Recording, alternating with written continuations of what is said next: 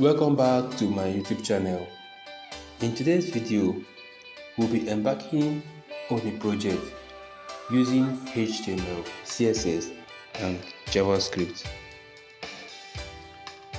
The name of this project is going to be Auto Text Effect Animation. That means we are going to animate some text using HTML, CSS, and JavaScript. As you can see here, this is exactly what we are going to be doing right now. It's going to be displaying I am Dante Ozo and I am a freelancer and I am an instructor and I am a YouTuber. This is just what we are going to do, and we're going to do this using HTML, CSS, and JavaScript. Let's head over to our VS Code. This is our index.html. Now, to create this, we go to our index.html. We create index.html. They also create index.js. Also create style.css. Good. Let's go over to our index.html. This is the code. Now create our boilerplate. After creating the boilerplate, we add scripts and then we add index.js here. Also we create link here and we'll add style.css. Then we'll head over to the body here and we'll add just only this, a div with a class of a container. Then we'll head over to our style.css and we'll create a body and we'll add margin 0, display fresh, because we want it to display, we don't want it to display in bulk, we want it to display fresh. You can read up CSS to understand more on how display works.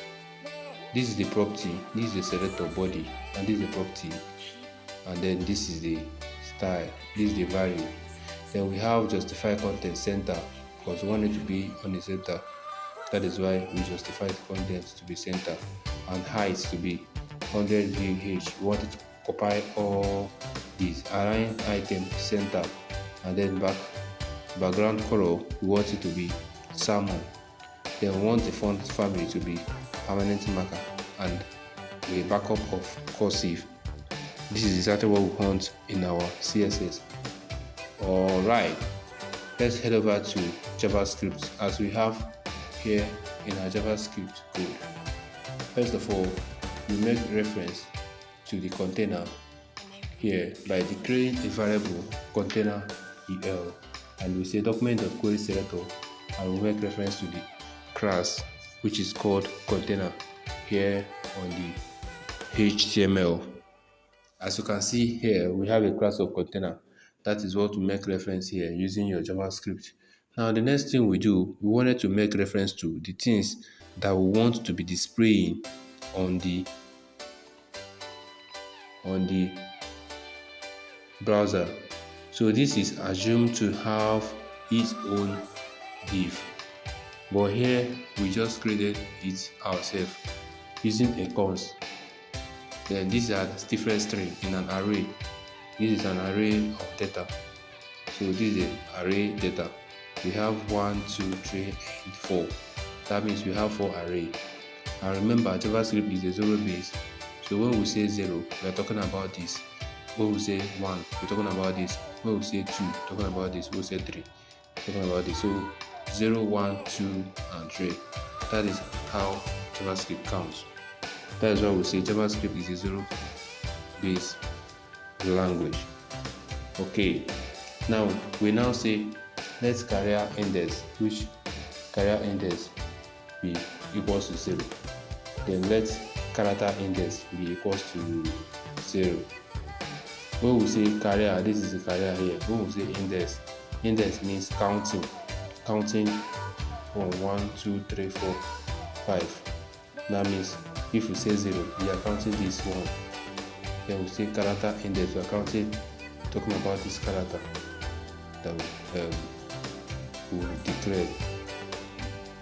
Okay, so now we go over to the function. Now Function, we set our function name to be update text. Good. Now, the block of code we want to be executed is this. We said character index plus plus. We should add more on the character index, then make reference to the container which we define here, and then we reference to inner HTML.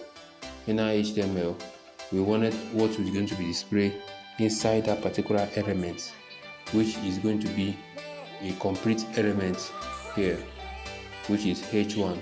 I am also, this thing is what you are forcing. Whenever you say inner HTML, it means you want to grab an element and change the content of that element. Whenever you want to change a content of an element, what you do is .inner HTML. You'll be able to change the content of the element.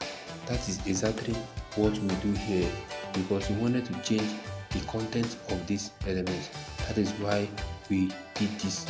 We now use a template string.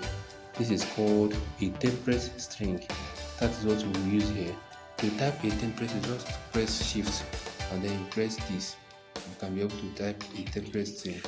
So we use this, and then we use this. This is how to type a template string. We use it to be able to add this new element here. Now, as you can see, we wrote the elements and we added everything here. That is just that. Then we now use an if statement. And said if character index is equals to carrier. If we said equals to 2 equals to, it means trying to check the number. But if we use 3, we are trying to know if the number and the other thing, two of them, is either a string or a number, or a number and a number.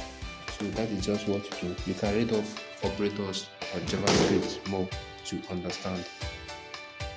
Now, after that, we now say if this is true, we should increment the carrier index, which is this. Remember, we said carrier index is going to be 0. Then if this is true, we add it become 1. That means it will read this. If it is true again, it read this 2. If it's true again, it read this 3. That is how we are able to cycle through all of them. And remember, this is a carrier index which is going to be displayed here. Exactly what happened here. This is the only place that is displaying, this is the only place that is displaying,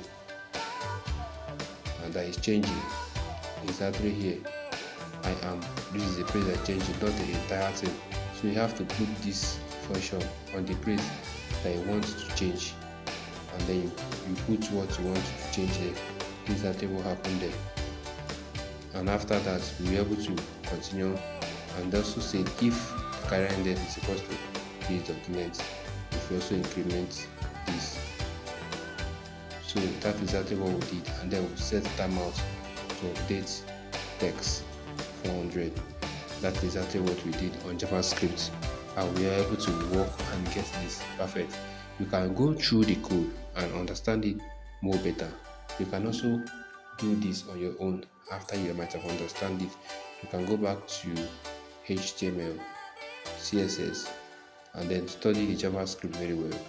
Do it yourself. You can add more things on it. You can exploit the entire project and make sure you understand the project. Once again, look at how our outcome is going to be. Thank you for paying attention to this project.